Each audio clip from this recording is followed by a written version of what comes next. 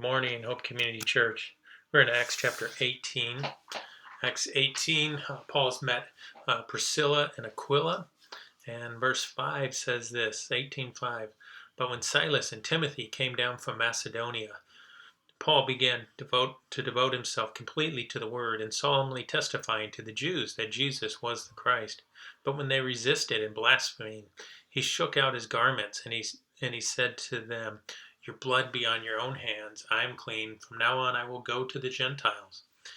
7, it says, and he left, and there he went to the house of a man named Titus, a worshiper of God, whose house was next to the synagogue. Crispus, the leader of the synagogue, believed in the Lord with all his household, and many of the Corinthians, when they heard, were believing and were baptized. And the Lord said to Paul in the night by a vision, "Do not be afraid any longer.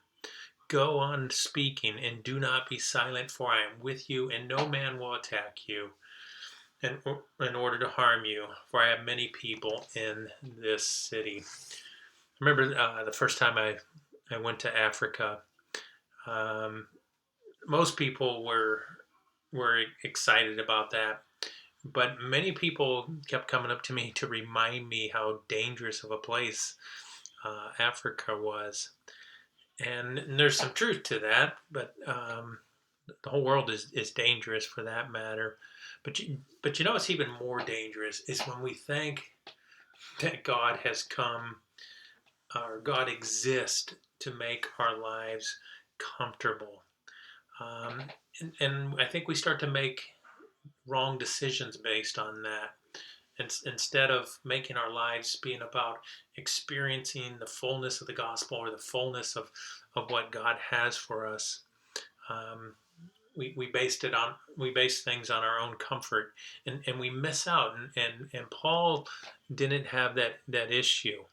I think the scariest thing we can do is live for something less than the gospel, less than Christ.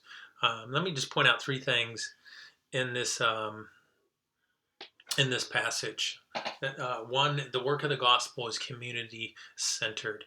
We need one another. Paul had Aquila and Priscilla, Silas and Timothy and Luke. They were working together. In fact, Jesus tells Paul, he says, "Don't be afraid. I have many people in this city." So this work is something we need to do together. We need one another.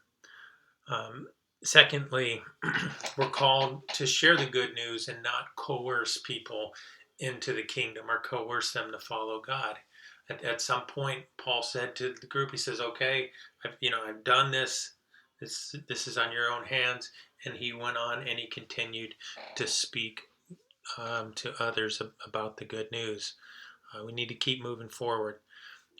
Third item, the work is not always easy, but God is always faithful.